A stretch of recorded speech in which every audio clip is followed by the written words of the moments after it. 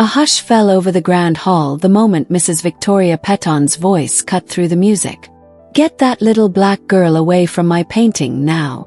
Gasps rippled beneath the chandeliers as every guest turned toward the trembling maid and her daughter. But Zara didn't move. Her small hands stayed at her sides, her wide eyes fixed on the $1 million canvas shimmering under golden light. Fear burned in her chest, but something stronger rose behind it. In perfect, confident French, she spoke 6 words that froze the entire mansion. "That painting is not real, madam." The crowd erupted. A maid's daughter had just accused the elite of fraud. How could a child know what the world's experts had missed? And why did her voice sound so certain? What followed would shake the art world, and expose a truth no one saw coming. Stay with us to see how one brave girl turned humiliation into history. Subscribe now to Canada's Heartfelt Tales for stories that prove courage can change everything. Under the harsh glare of the gallery lights, silence stretched thin. Mrs. Petton's heels clicked sharply against the marble floor as she stepped closer, her diamond bracelets catching the light like tiny knives. "You dare insult my collection," she hissed, her painted lips trembling with outrage. But Zara didn't flinch. The little girl's voice stayed calm, steady, and clear. "It's not real," she said again. Around her, the whispers grew, 1,000 judgments floating through the room like smoke. The maids froze, the guests gawked, and her mother's hands shook as she whispered, "Please, baby, don't." Yet there was no taking it back. The words were out, echoing through generations of silence. Dr. Catherine Whitmore, the mansion's owner, broke the tension with a quiet authority. "Everyone out," she said firmly. The crowd hesitated, then slowly dispersed, their murmurs trailing off into the hallway. Only 3 people remained: Dr. Whitmore, Zara, and Marie. "Come with me," the doctor said softly. Zara followed her into a quiet library where the scent of old leather and polished wood replaced the sharp perfume of money. "Now," Dr. Whitmore began, "tell me everything." And she did. With trembling hands, Zara explained every detail. The brushwork too mechanical, the pigment too modern, the misplaced signature. For every observation she had evidence. For every doubt an answer. By the time she finished, Dr. Whitmore's face had changed. "You've seen things trained experts didn't," she murmured. "How did you learn this?" Zara looked down at her worn shoes. "When Mama cleaned your gallery, I read your books. I listened when people talked about art. I wanted to understand beauty, not just clean around it." That night, Dr. Whitmore couldn't sleep. Her mind replayed Zara's words like a haunting refrain. "I taught myself." She realized that brilliance had been living right under her roof, ignored, unseen. The next morning, Dr. Whitmore summoned her curatorial team. They gathered with skepticism plastered across their polished faces. "We'll review the Monet," she said, but before she could continue, her chief curator interrupted. "With all due respect, doctor, we can't rely on a child's observation." The room tensed. Dr. Whitmore met his gaze. "Then we'll test her claims scientifically." Hours later, under the cold light of the conservation lab, machines hummed and scanners glowed. Zara stood quietly, notebook in hand, while experts exchanged doubtful glances. But one by one, the results confirmed her findings. Modern synthetic binders, titanium white pigment, mechanical canvas weave. Everything she said was true. When the last scan finished, silence filled the lab again. Dr. Whitmore exhaled slowly. "She was right," she whispered. Mrs. Petton, who had arrived uninvited to witness the humiliation she expected, turned pale. "Impossible! That painting came from Antoine Dubois himself." Dr. Whitmore's eyes narrowed. "Then it's Dubois who owes us answers." Mrs. Petton's defiance faltered, replaced by fear.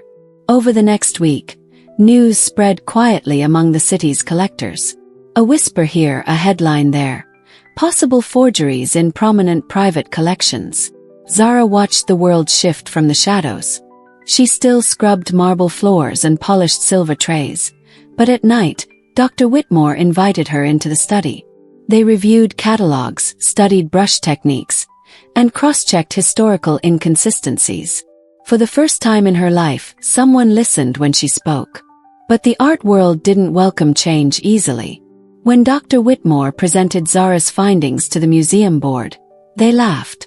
"You're letting a child rewrite art history," one man sneered.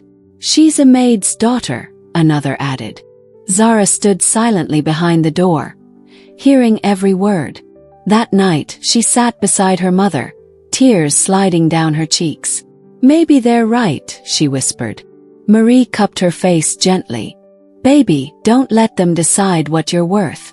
You were born with eyes that see truth. Let that scare them." Days later, the truth struck back. Dr. Whitmore's private investigator uncovered an international forgery network connected to Du Bois, the same man Mrs. Peton had praised as a genius of art. When Du Bois arrived at the mansion, flanked by lawyers and arrogance, the air turned electric. "Preposterous," he barked. "You dare accuse me? I've sold to the Louvre." He smirked at Zara. "And who is this?" "Your prodigy, Maid." Dr. Whitmore didn't blink.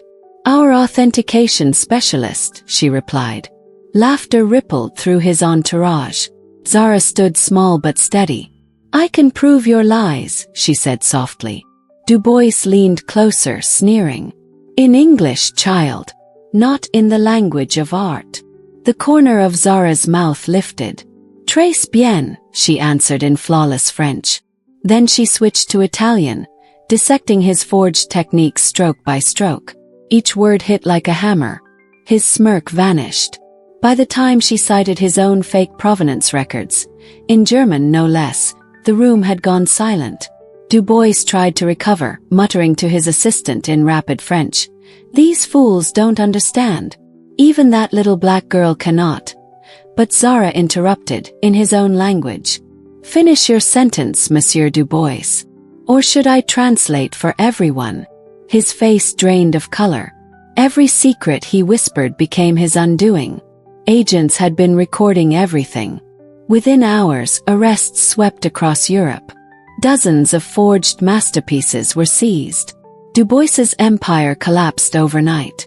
As cameras flashed, Zara stood beside Dr. Whitmore at the press conference, her chin high, her mother watching proudly from the back. Reporters shouted questions, dazzled by the story. A maid's daughter who'd exposed a global art fraud. Zara answered each one with calm grace, her words clear, her eyes steady. "Knowledge doesn't need permission," she said. "It just needs to be seen." In the weeks that followed, museums re-evaluated their hiring practices. Scholarships were created for children like Zara. Curious, overlooked, brilliant. Mrs. Peton, disgraced and humiliated, was forced to issue a public apology on live television. Her voice trembled as she faced Zara. "I judged you by your skin, not your mind.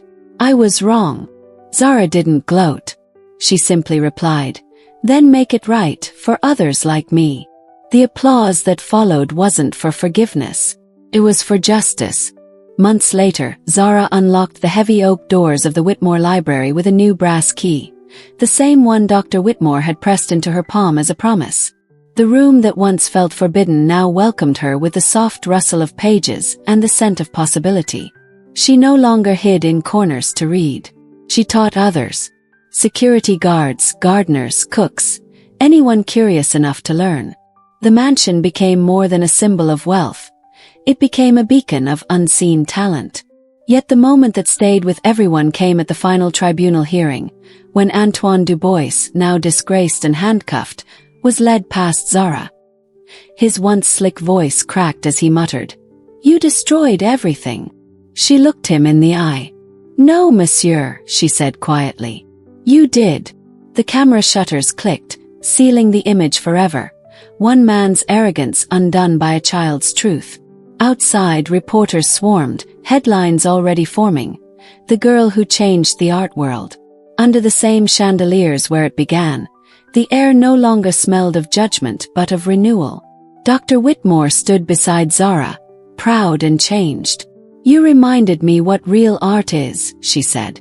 "It's not just in paint or canvas. It's in courage." Zara smiled. For the first time, the mansion's walls reflected not just wealth, but wisdom. And somewhere deep inside the old gallery, where the fake Monet once hung, a new plaque gleamed beneath Zara's restored discovery. Her name engraved in gold beside the words, "Consulting Specialist, age 12." What happened next would stun the world even more. When the one woman who had mocked her most publicly found her own empire collapsing, and Zara's name became the symbol of truth the world couldn't ignore. Weeks later, the mansion stood quieter than ever, its halls echoing not with judgment but with change. Zara walked through the gallery that had once been her cage and was now her canvas.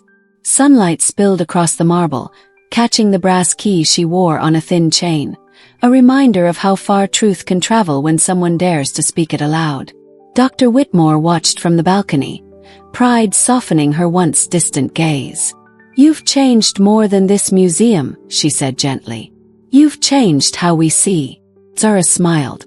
"I didn't mean to change anything," she answered softly. "I just couldn't pretend anymore." The words carried the weight of every person who had ever been unseen, every quiet voice finally breaking through the noise.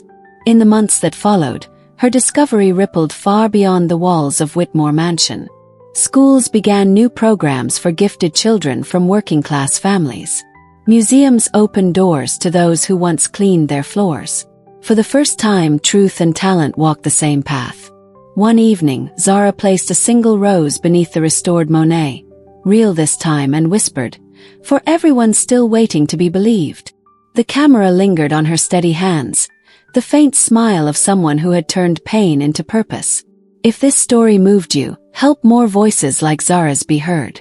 Like, share, and subscribe to Canada's Heartfelt Tales, where every story reminds us that courage